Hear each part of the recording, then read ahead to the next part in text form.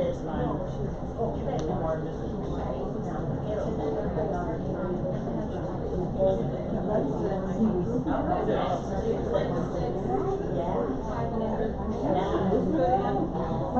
I think we're all set.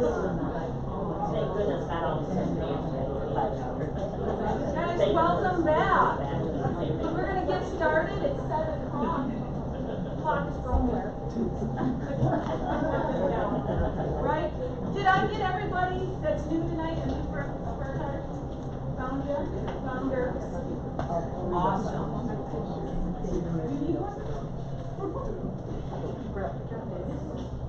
All right. This is the one we've been praying every. Right? So our prayer to St. Anselm is helping us, letting him know that our Lord knows. We have faith, but we're seeking understanding. That's what St. Anselm is known for. So that's why we pray this prayer before every class. Okay? In the name of the Father, and the Son, and the Holy Spirit. Amen. Oh my God, teach my heart where and how to seek you, where and how to find you. You are my God, and you are my all, yet I have never seen you. You have made me and remade me. You have bestowed on me all the good things I possess. Still I do not know you. I have not yet done that for which I was made. Teach me to seek you.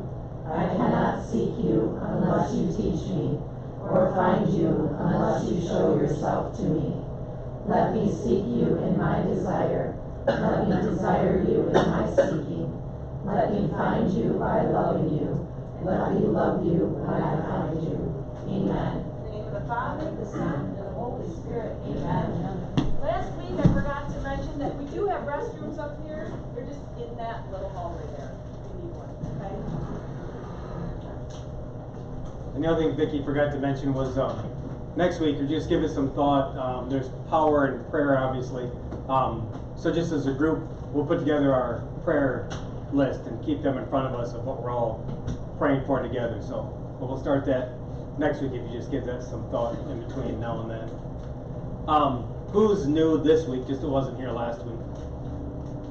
All right, so a few of you. So what we'll do tonight is we're going to redo the entire hour and a half from last week just to catch you up.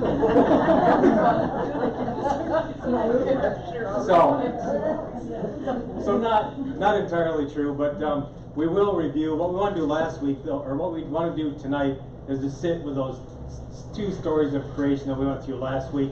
It can be a lot, so it's not just a review of what we did there. We just want to color in some more of that story of creation, what God had intended from the beginning, and hope that we have in our lives, just as we look around in a crazy world and ask that question, is there any hope? So do want to go back and review, do a general overview of what we talked about last week. I'll start to figure it out, and what I mean by that is that every week builds on the previous week. So I'll go back and try to do a review of last week. We've gotten feedback before where people have said, you go back too far, and I kind of go to sleep during the review. And some people say that they like it because then it catches you up. I like it just because it starts me getting some traction if I can go over. So whatever, we're still trying to figure out what the appropriate amount of review from last week is. But what I do want to start with is, we'll just go through those. I think there's one other slide. Yeah, so just I know we missed it last week, not having the PowerPoint, but we had that fabulous display, or that fabulous chart behind me. But just real quick, so the three big things that we're trying to achieve in our time together, the overarching points that we're trying to make or the things that we're trying to answer is, how did we get here? Why does God allow bad things to happen? And is there any hope? Is the overarching goal. And the way that we're going to do that, the next one, is what we talked about is, one thing we're going to do, we'll go through the story of salvation in a history, in a chronological order, which makes it make a whole lot more sense. We'll follow the story of the covenant and how God had revealed his covenant that he desired to have with his people from the beginning, and all the way through the different prophets up to Jesus. Always asking that question, what you're going to start to see when we go through the story. And I said this last week, maybe there's some judgment on the Israelites in their journeys of why would they be like this or think like this or turn their back on God, and after a while you're going to be like, this sounds a whole lot like my story too on some of the things that I do. So we see how that story of salvation history is relevant to me in my life. Can God answer the question, can God be trusted? We looked at that last week. Adam and Eve didn't take very long in the story, and they were faced with, can you trust God, with the talking to the serpent in the garden. All of it, though, we'll review under the lens of typology, Christology, and mystagogy. Hopefully from our time last week, you started to see the value or the beauty of typology. Typology is that seeing the Old Testament stories being fulfilled with the New, and those New Testament stories being hidden in the Old. And when you can read the Bible that way and make those ties between the Old and the New, the story just takes on a different meaning, takes on new life. If nothing else, makes it more interesting, but it's compelling, and God draws us in. So we'll look at that a little bit tonight too, a little bit more under that lens of typology, and really we'll do that most of our time together. Once we get into talking about the sacraments, that's when we'll get into mystagogy. So next one. So here's the slide for the summary of last week. And if you allow me just to walk through it to remind ourselves all the aspects of it, then like I said, just want to spend the rest of our time together coloring in this story before we move on to next week. So we look at these two stories of creation. In the book of Genesis, starts out within the beginning, and in the beginning there was nothing but a void. And one of the most important things that we need to take away or understand from this story of creation is that in the beginning of time, when there was just a void and nothing else, that all things were created through the spoken word. God spoke, and therefore it was. He separated the light from the darkness. He separated the land from the sea, made all the animals, all of the creatures, everything was created in the universe through his spoken word. What's important when you think about that, most people don't have a problem with, I believe that God is the creator of all things. And it's really something that just through a spoken word, all this marvelous creation came forth. Later on in our study, we'll get into things that we're like, oh, that's really kind of hard to understand. And it seems to me like it's easier to understand, but we still not complain, but we try to wrap our minds around, how does God take two common elements of bread and wine and turn it into his body and blood? So just for here in the story, though, God created all things through his spoken word.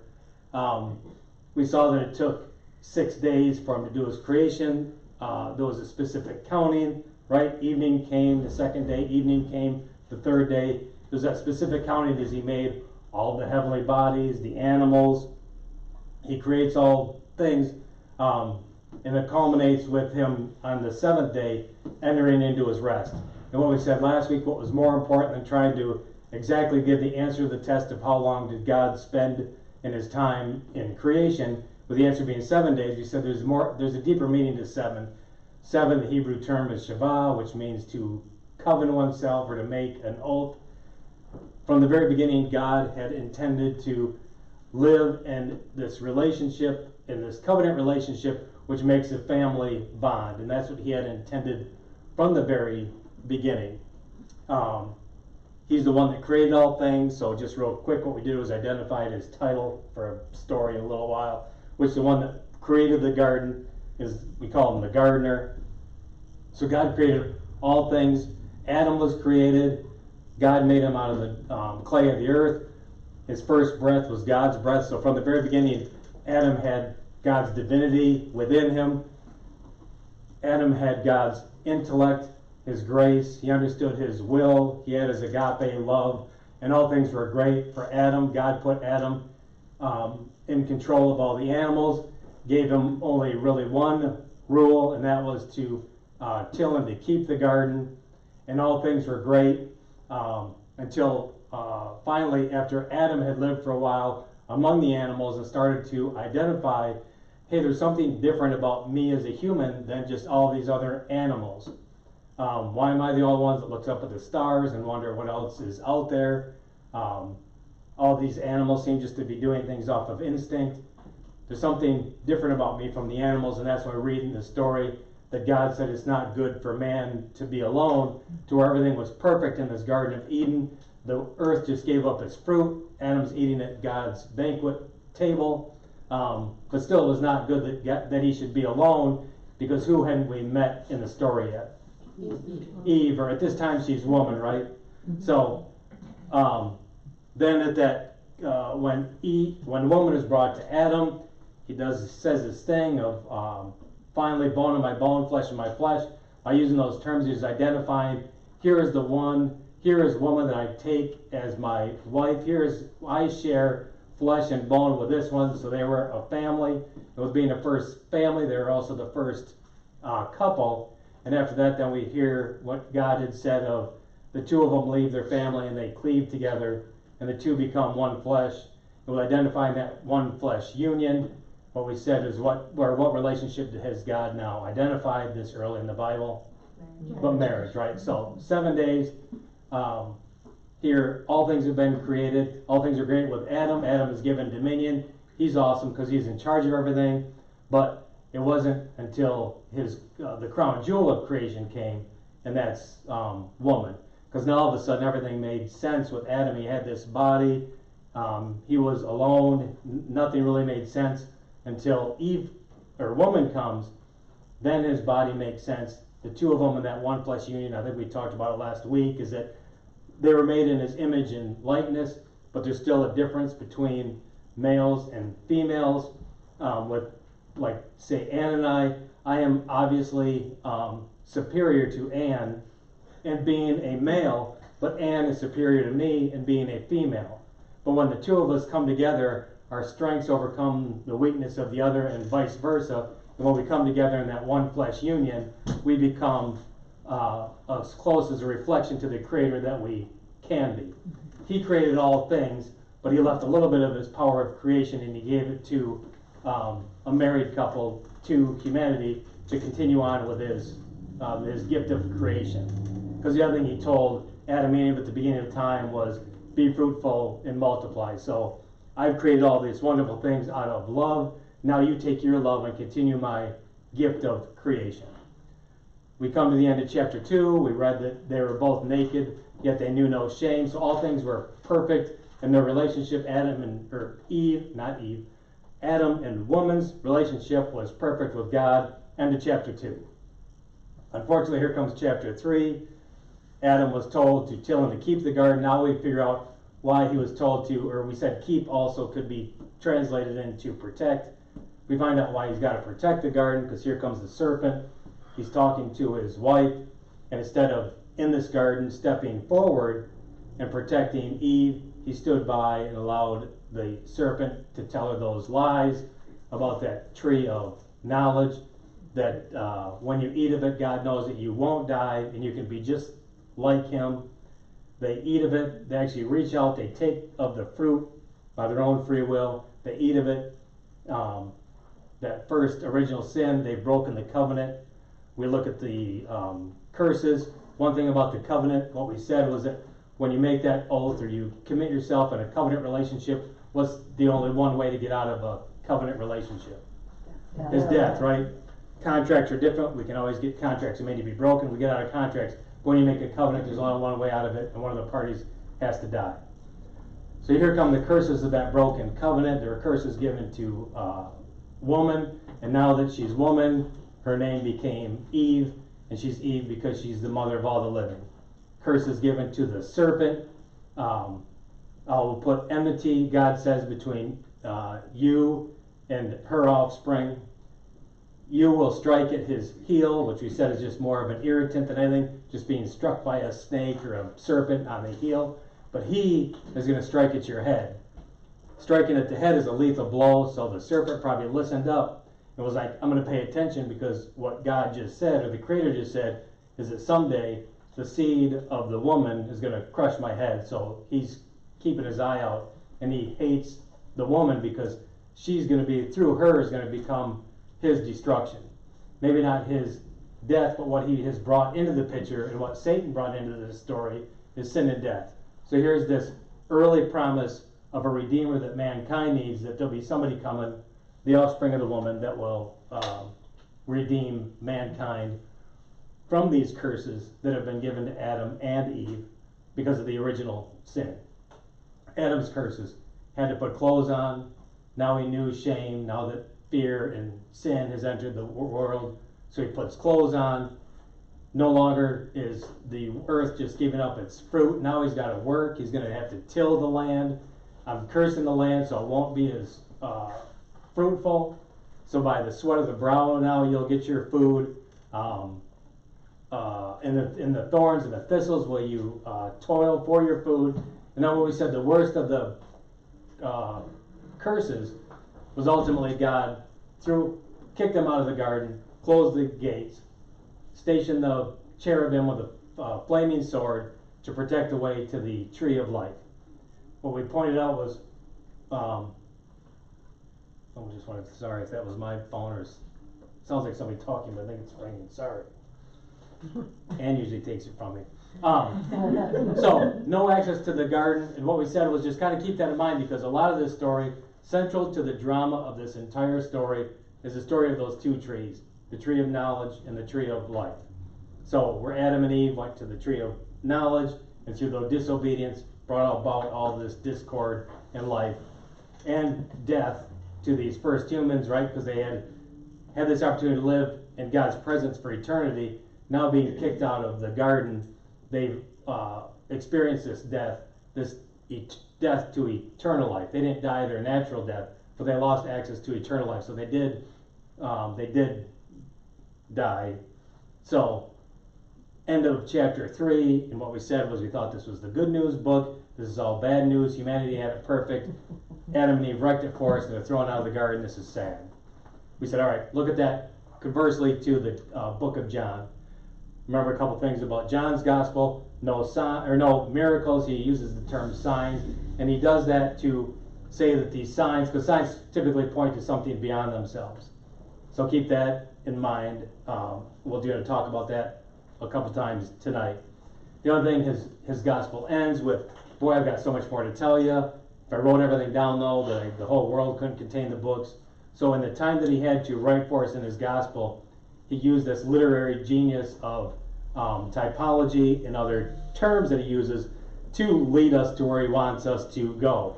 So similar to how he opens up his story of creation, he starts his gospel with in the beginning, knowing that the contemporary Jews of his time would have known, hey, that's the way Genesis starts. That's the same way Genesis starts. Our ears perk up because here's a new story of creation. He starts out, right, with in the beginning was the Word, and the Word was God, and the Word was with God. The light came into the world, and the darkness couldn't separate it. I'm close, but it ain't doing very good. You still get the point of he did the same thing though as the author of Genesis with that separation of the light and the dark. Genesis has its specific counting. We looked in John's gospel and had a specific counting, and the next day, and the next day, and the next day, which we counted up to 4 days. The opening of chapter 2 is the story of the wedding feast in Cana. That opens up with on the 3rd day. So what we noted was this wedding feast happens on the 3rd day, but if you do your math, it's also the 7th day. So tonight we're going to look at what's so special about why did John leave us with it being the 3rd day and the 7th day, but there's a reason that he did. We find ourselves at the wedding feast though, and if we need a new Adam in this story of creation that John has, there's only 2 people that are mentioned by name, and one is Jesus. So when the wine runs out in the 7-day party, Mary was feeling empathy for the family, that they're going to be embarrassed that they didn't have enough wine for all of their guests. So she goes to Jesus. They run out of wine. She brings Jesus to center stage, knowing what he can do, and she knows that it's time for him to start his public ministry. So she's the one that takes him to center stage, telling him they're out of wine. He says, not so quick. If I'm going to center stage as the new Adam in this story, you're also coming to be introduced, because she says they're out of wine, and he calls her what? Woman, right? So here's woman, here's the new Eve, and if she's in this new story of creation, if she's the new Eve, then what else is her title? She's the mother of all the living. Because what Jesus is saying is, here is this new Eve. The original Eve, through her disobedience and eating of the fruit, brought all of this discord, all of this chaos to humanity. Here with the new woman, with Mary in her perfect obedience to God, she's going to end up being the undoer of knots, and she'll help relieve humanity from these curses of Adam, but ultimately through what her son is going to do. More about Mary next week. So now we've met a new Jesus, right, or a new Adam, a new Eve through Jesus and Mary at the wedding feast. So then we said, all right, now we've got to go to the end of Jesus' public ministry, which is his passion, death, and resurrection. It's after he has his Last Supper with his fellows. He goes into a garden, similar to Adam being in the garden, but where Adam stood in the garden, and in his disobedience, when the serpent showed up, he doesn't step forward into the garden and do what he needed to do. Adam did. He was in his disobedience. He stood by and didn't move. To where Jesus, when he needed to go into the garden and show his perfect obedience to God, he goes into the center of the garden and prays. While he prays, he is sweating the drops of blood. He goes in front of Pilate. They mock him. They put the thorns on his head. On the way to the cross, they remove his clothes. All of those things showing how he's taken on the curses of Adam and reversing them. Ultimately, he goes to the cross. And what did we say last week? That cross is also known as what? The tree of life, right? And what does it look like right now in this part of the story? The tree of life. What's the cross look like, right? Yeah, two timbers, either nailed together or maybe they're tied together. But the tree of life is barren in the story as Jesus is dragging it up Calvary. But he goes in his perfect obedience. He goes to the cross. He dies. We talked about how he went to the abode of the dead. All those people that have been locked out of heaven. He goes, he preaches the good news to them, gathers them up, and on that terrific Sunday morning, that Easter morning, he goes, removes the angel with a fiery sword, opens up the gates, and he's the first one that leads all those souls into heaven and also allows us the opportunity to go to heaven. A quick note though, that's why Paul a lot of times writes in his epistle that Jesus is the first fruits of heaven, because he's the first one to walk through those gates that had been locked since the beginning of the story. So that was our first week, and that even feels like a lot. So just right there, any comments, questions, or anything else before I go on? We'll start with tonight and coloring the story in a little more. So what John's story of creation is meant to be is good news, right? The story of hope that God has himself come on and died because, again, the only way to get out of a covenant relationship is one of the parties had to die. Keep that in mind. So God himself took on human flesh and he died because there's no way that all of humanity or his chosen people could have died to satisfy that stain of original sin. So it was Jesus himself that came and died. While I'm thinking about it, let's talk a little bit about dying too in just some terms. The serpent says, surely you won't die.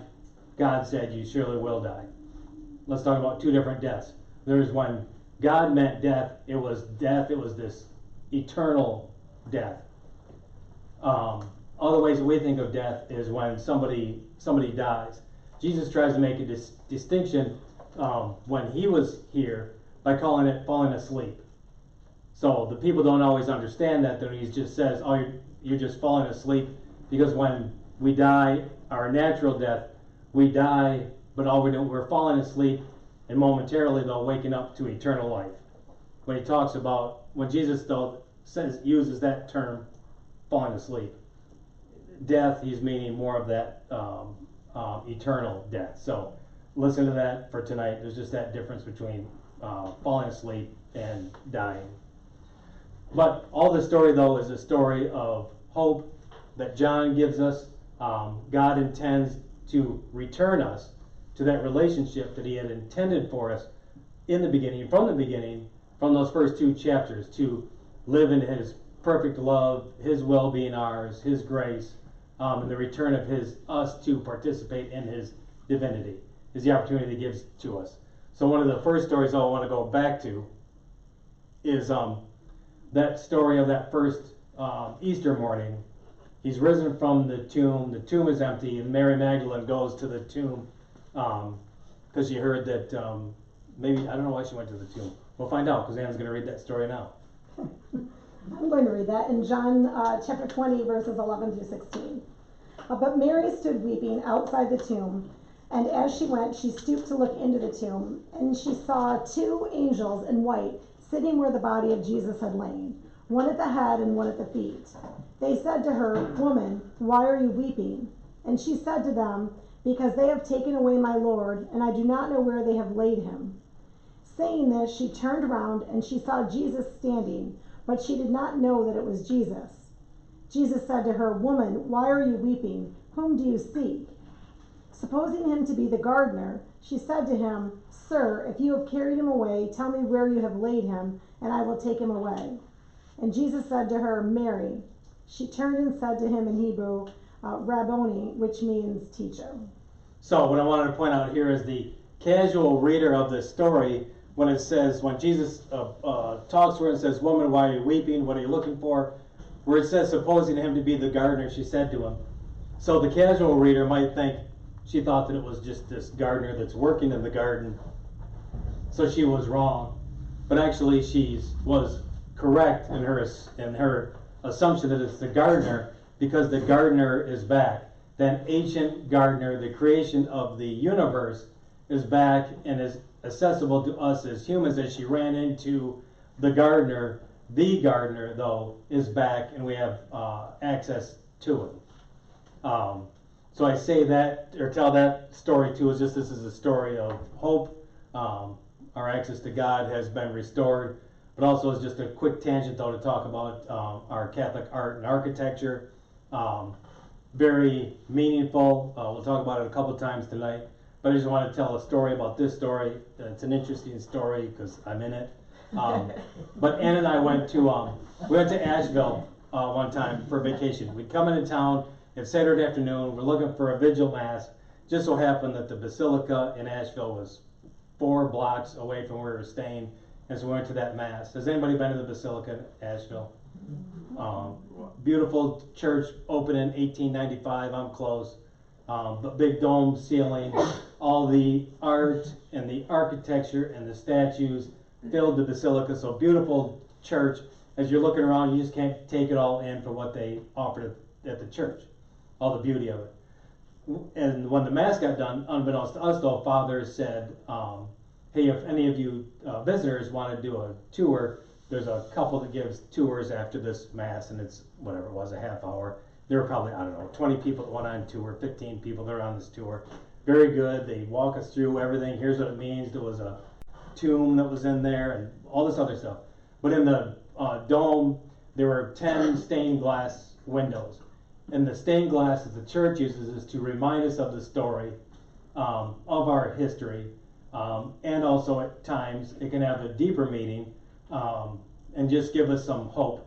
So similar to the Bible, I think I might have mentioned it last week, when we looked at the Bible not as a textbook that gives us exactly the date of when something happens or the equation or an answer. It's more like poetry, where it's something you got to read and really think about and contemplate and get into what the author might be trying to learn, or the story that the author might be trying to tell is more like poetry. Same thing with stained glass and the art in churches a lot of times. So back to Asheville, we're going to the tour. Here's all the 10 scenes that they're talking about, and the very last scene was this one. It was the tomb was open. There was a rock that was on the side of it. On top of the rock were a pair of work boots. On top of that were gloves, and there was a shovel that was leaning in front of it. So you knew this is Mary speaking right to the gardener. And that's what the woman said. Here's the story. And she said, but this is when Jesus rose that morning. This Mary's talking to Jesus, but she didn't know. She had mistaken that it was the gardener, and obviously she was wrong that it was Jesus. And hearing that the lady that was telling us was wrong, that it was the gardener. She wasn't mistaken, it was truly the gardener. I heard that and my hand shoots up. And, cause I gotta correct her, I gotta let her know. Luckily, Ann was with me though, and she looks at me and she's surprised that my hand is up. And then she gave me that eye that she does it sometimes, and took my arm and put my hand up to my side. And she leaned over and she said, everybody in Asheville doesn't need to know how smart you are. It's a true story. But, Exactly. right, but she did, but it's just not unfortunate, but I mean, beautiful church, she did a great job. But the point of the story is that sometimes there is something about our art, and that story of the gardener is that it's a story of hope that our access to the gardener is back under the new and everlasting covenant. So now let's go back to the story of the wedding feast at Canaan. Spend some time here. So they're out of wine. Mary says they have no wine. Jesus says, woman, what is that to me and you? My hour is not yet come. But knowing what he's going to do, and it's the start of his public ministry, he does this first sign that kicks off his that first sign in public. He goes to he tells the wait staff, what were they supposed to do? They're supposed to go and grab something. What is it? Do you guys know? Stone jars. Right, there were stone jars. Fill them up to the brim. They became the water, then became wine. They took it to the head waiter. He tried it and then said, you saved the very best wine for now. Those stone jars, there were 6 of them, and they all held 20 to 30 gallons each. So I think, doing my math of being a winemaker, 5 gallons of water usually makes, say, 20 bottles of wine. So he provided like between 500 and 600 bottles of wine for the wedding feast. So not only did he give them the very best wine, but he gave it to them in abundance. So that's the miracle. But where have we seen those stone jars before? When we get going, I know we have said it a couple of times that the way we're going to follow through the story of salvation history is in a chronological order. But this week and next week, I'm going to cherry pick stories that aren't necessarily in a chronological order, but someday we'll get there. But what we want to do right now, though, is look, where have we seen those stone jars before? What we need to go do is go back to the story of Moses, where God had called Moses to lead his people out of slavery in Egypt. And the way that Moses did that was through a series of plagues, 10 plagues. And ultimately, the last plague was the Passover, when Moses finally led the Israelites out of slavery to Pharaoh. But what was the very first sign, or the plague, that Moses performed for Pharaoh and the people of Egypt? Anybody know or remember? Turning the water into blood. Water into blood, right? The Nile, we'll get into this in a couple weeks, but the Nile was a partial god.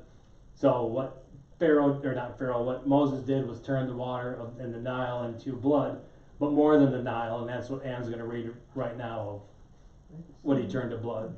And the Lord said to Moses, say to Aaron, take your rod and stretch out your hand over the waters of Egypt, over the rivers and canals and their ponds and all their pools of water, that they may become blood. And there shall be blood throughout all the land of Egypt, both in vessels of wood and in vessels of stone. So not only just the Nile, but even that water, and everywhere in Egypt, the water turned into blood. Even in the stone jars, the water was turned to blood. And this is Moses' first sign.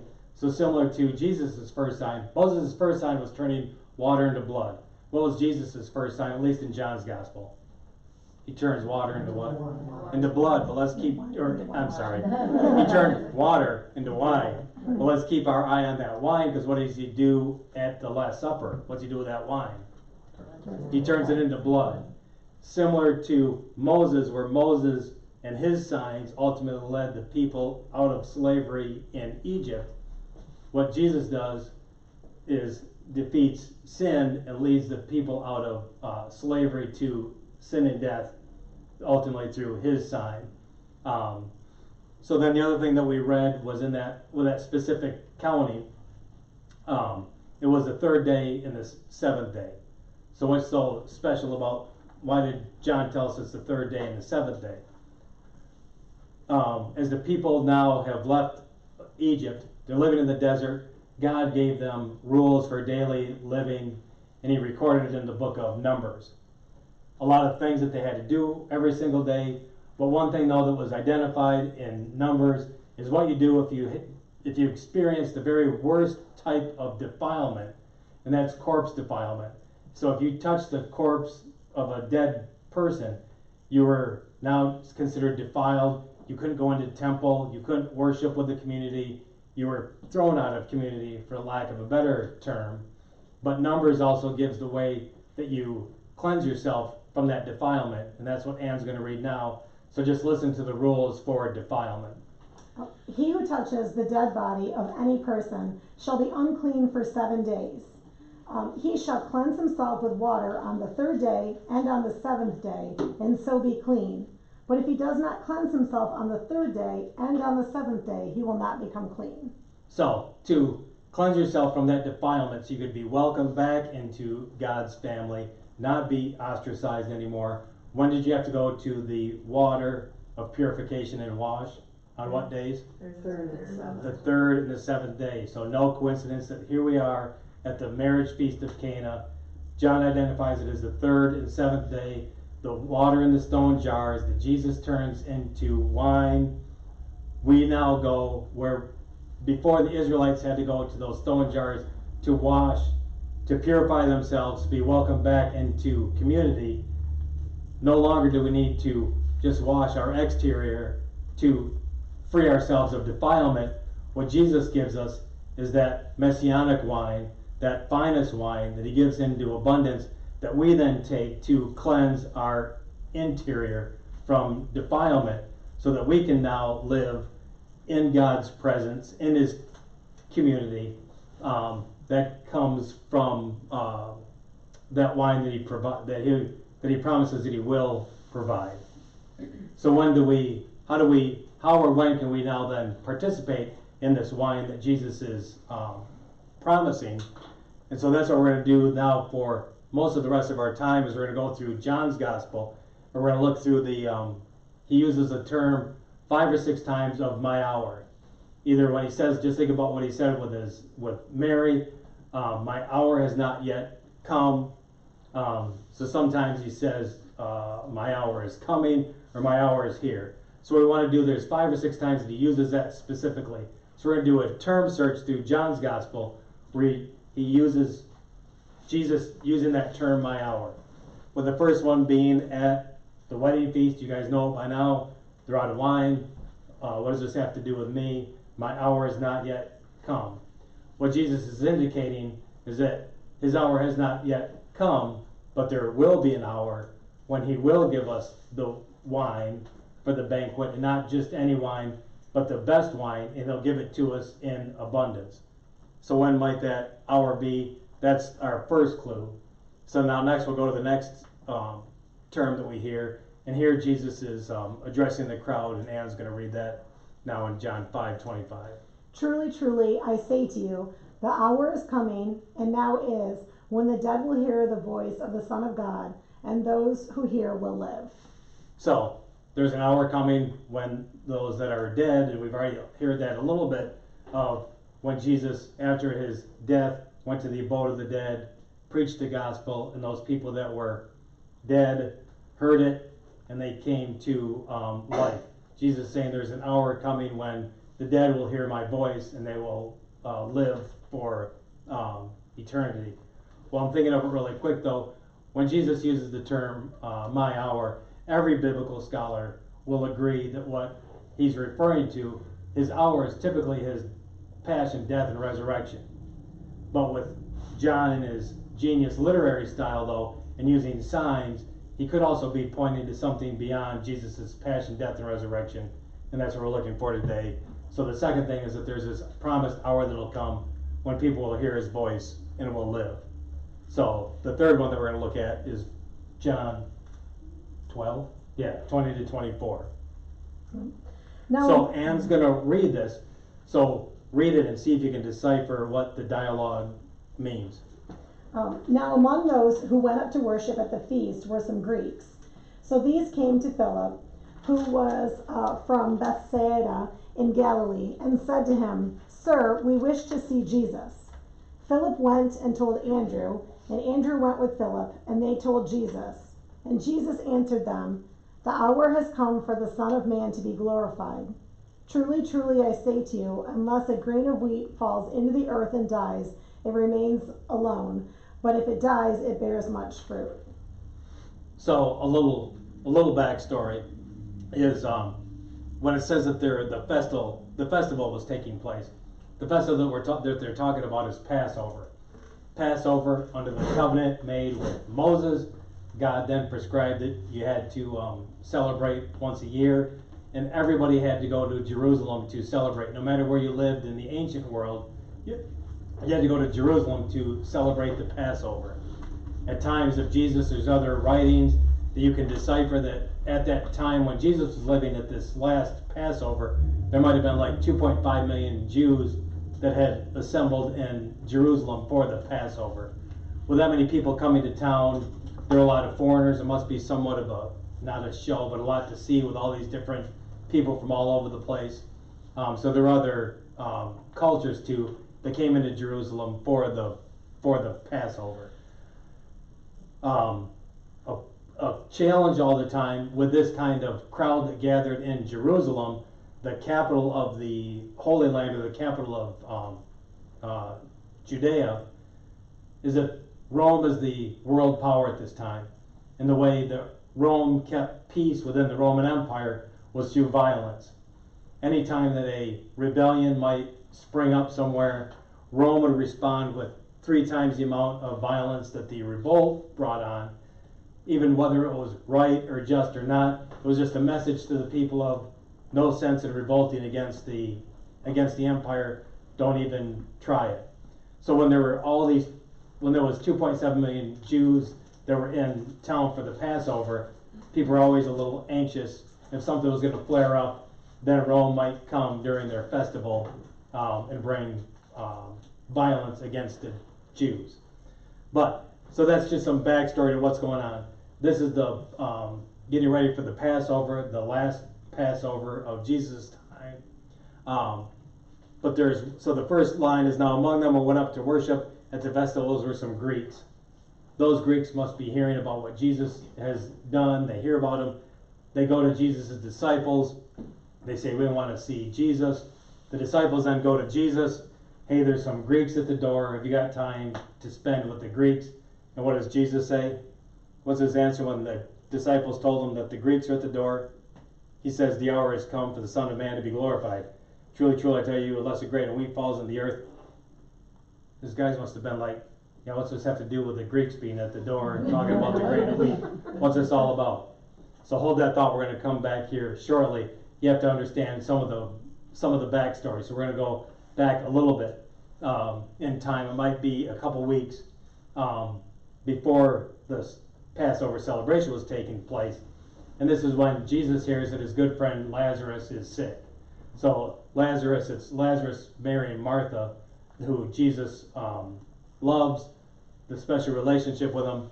And now Lazarus is sick, and Jesus hears about it. Anne's going to read that now in John 11, 1-6.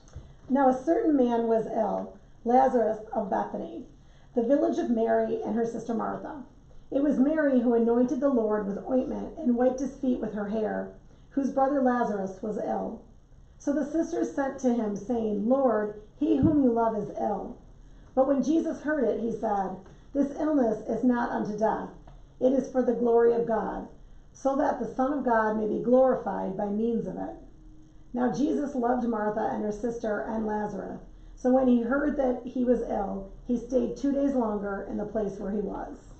Okay, so Jesus is some distance off, hears about Lazarus, even though he's close to Lazarus and loves him. He hears that he's ill, but he stays in the town for 2 additional days.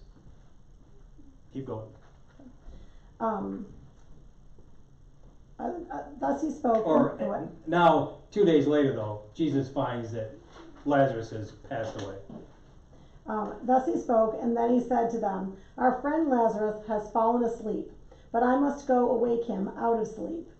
The disciples said to him, "Lord, if he has fallen asleep, he will recover." Now Jesus had spoken of his death, but they thought he meant just taking rest and sleep. Then Jesus told them plainly, Lazarus is dead, and for your sake I am glad that I was not there, so that you may believe. But let us go to him. So here's a little bit of that use of that term, fallen asleep, where his guys think that he's dead because he is dead and in the tomb, but Jesus is telling him he's just asleep, that he will rise to eternal life. But what Jesus has done by hearing that Lazarus is sick, waiting 2 days, Jesus is already popular. Many people are following him. They see the miracles that he's done, the healing of the blind, the crippled, all of those other miracles that he's done. They now hear that his good friend Lazarus is sick, and they're wondering, okay, what's he going to do? What are you going to do, miracle worker, now that one of your best friends is sick? And instead of going to him right away, he waits 2 days. Lazarus passes. Jesus hears about it, tries to tell the people of, don't worry, has fallen asleep. They don't get it, so he's like, all right, he's dead, and now we'll go to him. So now he finally travels to where Lazarus, Mary, and Martha are. Now when Jesus came, he found that Lazarus had already been in the tomb for 4 days. Bethany was near Jerusalem, about 2 miles off, and many of the Jews had come to Martha and Mary to console them concerning their brother. When Martha heard that Jesus was coming, she went and met him, while Mary sat in the house. Martha said to Jesus, Lord, if you had been here, my brother would not have died. And even now I know that whatever you ask from God, God will give to you. And Jesus said to her, your brother will rise again. Martha said to him, I know that he will rise again in the resurrection at the last day. And Jesus said to her, I am the resurrection and the life. He who believes in me, though he die, yet shall he live. And whoever lives and believes in me shall never die. Do you believe this? And she said to him, Yes, Lord, I believe that you are the Christ, the Son of God, he who is coming into the world. When she had said this, she went and called her sister Mary, saying quietly, The teacher is here and is calling for you. And when she heard it, she rose quickly and went to him. Now Jesus had not yet come into the village, but was still in the place where Martha had met him. When the Jews who were with her in the house, consoling her, saw Mary rise quickly and go out, they followed her, supposing that she was going to the tomb to weep there. Then Mary, when she came to where Jesus was and saw him, fell at his feet, saying to him, Lord, if you had been here, my brother would not have died. When Jesus saw her weeping, and the Jews who came with her are also weeping, he was deeply moved in spirit and troubled. And he said, Where have you laid him? And they said to him, Lord, come and see. And Jesus wept. So the Jews said, See how he loved him. But some of them said, Could not he who opened the eyes of the blind man have kept this man from dying? Then Jesus, deeply moved again, came to the tomb. It was a cave, and a stone lay upon it. And Jesus said, Take away the stone. Martha, the sister of the dead man, said to him, Lord, by this time there will be an odor, for he has been dead for 4 days. Jesus said to her, Did I not tell you that if you believe, you would see the glory of God? So they took away the stone, and Jesus lifted up his eyes and said, Father, I thank you that you have heard me. I knew that you always hear me, but I have said this on account of the people standing by, that they may believe that you sent me. When he had said this, he cried out with a loud voice, Lazarus, come out. The dead man came out, his hands and feet bound with bandages, and his face wrapped with a cloth. And Jesus said to them, Unbind him and let him go. Many of the Jews, therefore, who had come with Mary and had seen what he did, believed in him. But some of them went to the Pharisees and told them what Jesus had done. So a couple of things. The people start to doubt, right? If he could do all these things and he couldn't have helped his friend out. Jesus then approaches the tomb. And I think what Ann said is that Jesus was deeply troubled, or he was disturbed. Some of your translations might be even perturbed. An older version might be that Jesus, it's almost that he snorted as he approached the tomb. What was getting to him is, here is the author of life, the creator of life itself, is now coming face to face with death, the death of one of his good friends. This is not what I had intended from the beginning for death to be part of it. So Jesus is perturbed as he's facing death or seeing death, but showing that he has the authority over death. That's when he tells Lazarus, come out of the tomb, who had been in there for 4 days, and Lazarus comes out of the tomb. Put yourself into that scene a little bit, right? If you would have been from the village, you saw the burial service, knew that he was dead, and 4 days later to see him come out. Go ahead. So if you're saying Jesus is perturbed, who's he perturbed with? Satan, for bringing Death, sin and death into this world. way back into the garden. Way back in the garden. Yep. So he's coming face to face. That sad that his friend had experienced this death. Again, this isn't what I had intended from the beginning, but he's getting ready to fix it. Probably not the right term, but raises Lazarus from the dead, shows that he has the power over death. But then think about what the people would have thought that they saw it and believed. If they didn't believe before him healing the blind, healing the deaf, now raising Lazarus, they would have had this stronger belief and started to follow him. So I think the right of it is that what Ann read is that many did follow him, as now he's headed back to Jerusalem. But so popular though that some of them went and told the leadership about what the things that Jesus was doing. So they go to the Pharisees, and that's what Anna's going to read next, is when the Pharisees hear what the type of things Jesus is doing. But some of them went to the Pharisees and told them what Jesus had done. So the chief priests and the Pharisees gathered the council and said, "What are we to do? For this man performs many signs. If we let him go on like this, everyone will believe in him, and the Romans will come and destroy both our holy place and our nation." But one of them, Caiaphas, who was the high priest that year, said to them, "You know nothing at all. You do not understand that it is expedient for you that one man should die for the people, and that the whole nation should not perish." Let me stop you there, Ann. So what Caiaphas says is it's better that one should die for the entire nation. He was so right, but for all the wrong reasons. He's thinking of, I got to save my people from Rome and Rome coming to destroy, so it's better that this one should die. But Jesus had a bigger enemy in mind than Rome, right? He has sin and death. So Caiaphas is right that it's better that one should die, Jesus, as he's coming to atone for that original sin, to release us from those curses of the original covenant. So it's better that he dies than the entire nation. He did not say this of his own accord, but being high priest that year, he prophesied that Jesus should die for the nation, and not for the nation only, but to gather into one the children of God who are scattered abroad. So from that day on, they took counsel about how to put him to death. Okay, so the mission of the Messiah is to, Jesus was about to die for the nation, and not only the nation of Israel, but to gather into one all the dispersed children of God. So the prophecy is that when the Messiah comes, when all men are drawn to him, that's when he will reveal his glory. So keep that in mind for a moment. The next scene that we're going to go to is now Jesus is gone.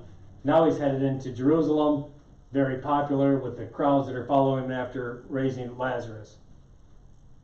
Now Ann's going to read John 12 to 14. The next day, a great crowd who had come to the feast heard that Jesus was coming into Jerusalem. So they took branches of palm trees and went out to meet him, crying, "Hosanna! Blessed is he who comes in the name of the Lord, even the King of Israel." And Jesus found a young donkey and sat upon it, as it is written. All right, what day is this, or what scene is this? Palm Sunday. It's Palm Sunday, right? Jesus' triumphant entry into Jerusalem. The crowds have lined up both sides of the street, putting their cloaks down, the palms down. His entry into Jerusalem as he comes down the hill into town, all the Jews are hailing him as their king. So now all the Jews are drawn to him. So now he's with his guys in town, And now we're back to what Ann had read originally, and she's going to read it one more time. Now among those who went up to worship at the feast were some Greeks. So these came to Philip, who was from Bethsaida in Galilee, and said to him, Sir, we wish to see Jesus. Philip went and told Andrew, and Andrew went with Philip, and they told Jesus. And Jesus answered them, The hour has come for the Son of Man to be glorified. Truly, truly, I say to you, unless a grain of wheat falls into the earth and dies, it remains alone. But if it dies, it bears much fruit. Okay, so again, strange. What does he mean by making that statement after his disciples say there's some Greeks at the door? With the Greeks being at the door, he knows that all the Jews are drawn to him by the crowds from Palm Sunday and the week before. When the Greeks are at the door, they're representative of all the Gentile nations. So when he hears all the Greeks are drawn, now all the Jews are drawn to you, and all of the Gentile nations are drawn to you, he knows now's the time to reveal God's glory, and he's going to do that through his passion, death, and resurrection. So when he hears that the Greeks are at the door, that's enough. He hits his knees, stands up, and says, again, doing that term search of my hour has come. The hour has now come for the Son of Man to be glorified. Getting his guys ready of what's going to happen, he says, in words of encouragement of, unless a grain of wheat goes into the ground and dies, it just remains a single grain. But if it dies, it bears much fruit. So Jesus trying to explain to his disciples that he's going to die, but it has great meaning, great value, if you will, because what's the fruit of the wheat? What are they going to do with their wheat? They grind it into flour, and what does it ultimately become? Bread, right? So now keep that in mind for a moment. Anne's just going to remind us of the story. It's from the multiplication of the loaves and fishes. She's just going to read that a little bit quick. And when they had eaten their fill, he told his disciples, Gather up the fragments left over, that nothing may be lost. So they gathered them up and filled 12 baskets with fragments from the 5 barley loaves left by those who had eaten. When the people saw the sign which we had done, they said, This is indeed the prophet who has come into the world. Perceiving then that they were about to come and take him by force to make him king, Jesus withdrew to the hills by himself. All right, so the great crowd assembles. They only have 5 loaves. Jesus breaks it, does his miracle. When they're done eating, they've had their fill, they gather up the fragments, and what's left over? The 12, right? The 12 wicker baskets, right? So when he gives us bread, he also gives it to us he gives it to us in abundance. So the night before he died, though, he also took that bread, celebrating that Passover meal, though. He takes the bread and he breaks it, and he says, This bread is my flesh that will be given up for you. And so he does that Good Friday. He goes to the cross, and in his obedience, he goes to that tree, right? That tree of life. Let me come back to that. And just as a tangent, I don't quite know how to ask this, but what's the challenge that Catholics get of this cross from maybe just other Christians? Oh, Christ's body. The body's on it, right? Why do you Catholics continue to crucify him over and over? Because he's risen from this, right? As Catholics, where do we believe that Jesus is today? He's in heaven, right? He's at God's right hand. He's risen, but we keep the symbol of Jesus on the cross, again, as a symbol of hope for us, because what Jesus has done in his full obedience to God, he goes to the tree of life, which is just 2 timbers tied together, allowed himself through his sacrifice, through that, how'd they kill him? Crucifixion, right? He allowed himself to be grafted to that tree. Term grafted, what I mean, hopefully everybody knows, you take a limb from one maybe type of fruit tree, you attach it to another tree, you bind it, you tie it together, and that tree, if it accepts the new limb, it becomes part of that tree, and it also becomes a new growth or new fruit that grows as part of that tree. So that's grafting. So what Jesus did is allowed himself, his spirit, his essence to be grafted to that tree of life for all of us, because he promised us, he promised that the bread that I give you is my flesh that he was going to give us, and the sacrifice that he does on the cross. What we've talked about from the beginning of time up until Jesus' crucifixion, when we hear about the story of the tree of life, it's two timbers tied together and nailed together. But in the book of Revelation, John the disciple is given a look in heaven. We'll talk a lot about the book of Revelations later on, but John gets a peek in heaven. He records it in the book of Revelation, and that's what Anna's going to read now, is what does this tree of life look like in the book of Revelation, where at the time of his Passover, just think about how it was two timbers, but now Jesus allowing himself to be grafted to that tree and new fruit grows. What's that tree look like now in the new heavenly city, Jerusalem? Then he showed me the river of the water of life, bright as crystal, flowing from the throne of God and of the Lamb through the middle of the street of the city. Also, on either side of the river, the tree of life, with its 12 kinds of fruit, yielding its fruit each month, and the leaves of the tree were for the healing of the nations. So John sees the tree of life, that tree of life from the original garden. He sees it, but what's it look like? It's not two timbers anymore, right? It's teeming with fruit. It gives its fruit 12 times a year, which means year-round. It's budding, it's teeming with fruit, and its leaves, what are the leaves used for? But for the healing of the people.